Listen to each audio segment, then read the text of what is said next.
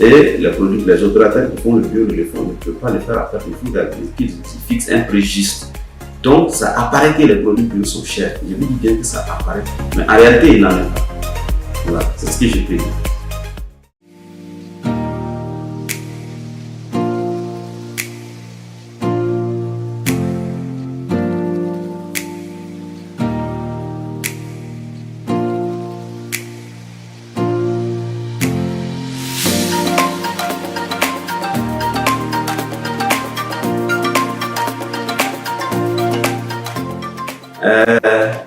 Je peux dire oui, déjà ça existe.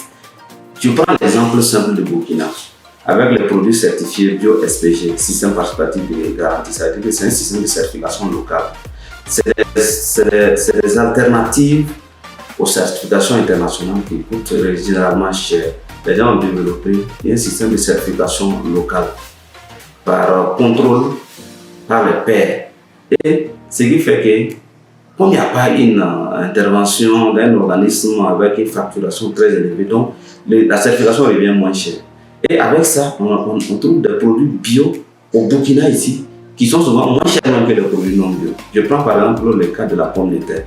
Nous avons sensibilisé les producteurs, les opérateurs de bio SPG à ce qu'ils cherchent à fidéliser leurs clients. Fidéliser son client, ça veut dire qu'il faut chercher à maîtriser ses coûts de production, à ne pas trop augmenter sa marge et à maintenir un prix un peu stable tout au long du temps. Et le client, il fait son budget. Chaque fois qu'il vient chez toi, il sait que le produit est à ce prix-là en moyenne. Donc, il n'a pas trop à revoir son budget.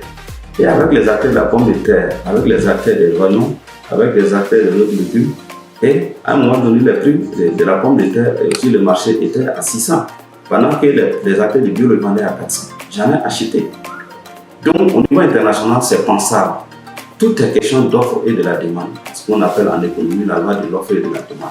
Si à un moment donné, il y a suffisamment de fournisseurs de produits bio, ça veut dire que la demande en intrants va augmenter. Il y aura suffisamment de fournisseurs d'intrants bio qui vont pouvoir avoir les agrégats, la matière première pour produire leurs intrants de façon à réduire le coût de production. Parce qu'il faut dire que pour réduire le coût de production, on peut jouer sur l'échelle aussi. C'est les petites entreprises pour le moment qui font les intrants. Lorsqu'elles vont grandir, elles vont pouvoir réduire leur coût de production avec l'effet d'échelle. Donc, du coup, tout ça va se répercuter sur le prix final du produit. Et avec les questions de transport et autres, actuellement, avec les questions de Covid, avec les questions de sécurité, et ce qui fait que le coût du transport est toujours élevé. Voilà. Mais avec tout ça, on espère qu'un de tous ces phénomènes-là vont se résorber, vont se calmer, la situation reviendra à la normale, la crise économique va s'atténuer et vous allez voir que les prix de produits bio vont revenir en faveur du consommateur, surtout du petit consommateur, à l'échelle des consommateurs au final.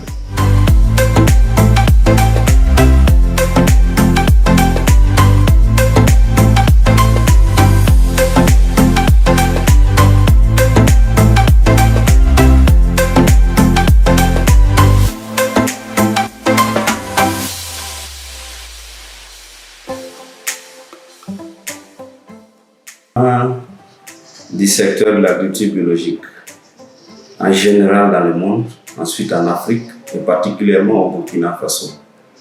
Il faut dire qu'au Burkina Faso, je commence par le Burkina Faso, en 2018, à travers le projet All4D, nous avons fait une analyse du secteur de l'agriculture biologique et de l'agroécologie. À travers cette analyse, il ressort que ce secteur est en pleine croissance. Parce que quand tu regardes le nombre d'acteurs, à un moment donné, au Burkina, on ne comptait pas plus d'une vingtaine d'acteurs. Mais aujourd'hui, nous tendons vers 1000 opérateurs. Je n'aime pas des producteurs individuels, nous tendons vers 1000 opérateurs qui font l'agriculture biologique et l'agroécologie. Maintenant, spécifiquement pour l'agriculture biologique, ceux qui font l'agriculture biologique représentent à peu près 30 à 40% de ces lots-là. Donc, si vous remarquez par exemple au niveau d'EcoCert l'an passé, l'organe de certification EcoCert, ils ont même refusé des clients l'an passé. Pour la première fois dans l'histoire, ils ont refusé des clients parce qu'ils étaient débordés. C'était inimaginable. Et la plupart de ces opérateurs, c'est les opérateurs burkinabés qui ont fait la demande. Donc, l'avenir de ce secteur au Burkina, et avec la présence des organismes de certification au Burkina tels que EcoCert, tels que Certi6, ils forment de la compétence. Tous ces anciens employés ou bien tous ces employés de ces structures-là qui sont des Burkinabés ou bien en tout cas de la sous-région, quand ils quittent, ça devient de la compétence pour accompagner les acteurs. Au-delà d'avoir leur propre initiative de production, ils accompagnent les acteurs, ça devient de l'expertise disponible. Parce que le problème du secteur de l'agriculture biologique, à un moment donné, c'était un problème de disponibilité des ressources humaines, la compétence. Et quand c'est encore la loi de l'offre et de la demande, quand il n'y a pas suffisamment d'experts, l'expertise va coûter cher. Mais plus il y a des experts, moins l'expertise va coûter. Donc, avec ce nombre qui est en train de s'augmenter, voilà, et à un moment donné, il y aura de la prestation de services. Cependant, ce qui pourrait freiner ça, c'est les questions foncières. C'est les questions foncières qui sont très puissantes en Afrique de l'Ouest actuellement, notamment au Burkina Faso. Et à ce niveau, je pense que les acteurs ont intérêt, c'est un conseil, à s'organiser, à faire du lobbying pour que les États revoient la gestion des terres, revoient les lois foncières pour réduire au maximum l'accaparement des terres pour que ces terres puissent être accessibles, notamment aux jeunes et aux femmes, pour qu'ils puissent exploiter ces terres-là au bénéfice du secteur de l'agriculture en façon générale et en particulier de l'agriculture biologique. Parce que quand tu regardes l'agriculture biologique actuellement en Afrique, c'est ça qui est l'avenir, parce que ça se mène de façon à économiser les terres. On évite l'agriculture extensive. Parce que quand les gens injectent la matière organique dans leurs terres, ils ont un certain nombre d'années pour pouvoir utiliser ces terres afin de bénéficier de leurs inputs qu'ils ont introduits dedans. Donc, ce qui fait qu'il ne peut pas faire d'agriculture extensive comme pratique courante dans ces pays-là. Donc, c'est-à-dire que l'avenir de l'agriculture biologique dans ces pays-là, il y aura des paumes. Voilà, vous voyez que les États même sont en train de s'impliquer actuellement avec le projet PACT. Le projet PACT avec le programme Pataye également qui est là. Et les initiatives IOE au niveau de la CEDEAO. Voilà. Ils sont tous en train, la CEDEAO même aujourd'hui est en train de faire de l'agriculture biologique son cheval de bataille. Ça veut dire qu'elle va loin à l'horizon. On va pointer à l'horizon des grandes perspectives qui vont appuyer le secteur de l'agriculture biologique pour son développement.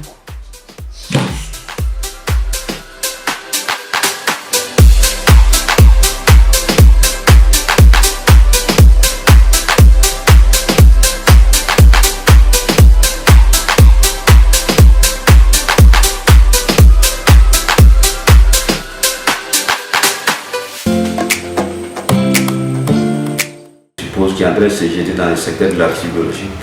Un jeune qui se jette dans le secteur de l'agriculture biologique, je me dis qu'il veut faire du business, il est orienté vers le marché. Et pour se lancer dedans, il faut savoir où je suis, d'où je viens. Si moi, jeune entrepreneur, je suis au Burkina ici, je ne peux pas vouloir par exemple faire du blé bio. C'est utopique. Voilà. Par contre, il faut que je sache quelles sont les filières qui marchent bien dans ma zone. Quelles sont les filières dont le climat même permet. Et ensuite, je dois chercher à avoir d'abord, première des choses, un marché. Un marché, il faut aller vers les clients. Il faut savoir les filons, les canaux pour pouvoir percer le marché.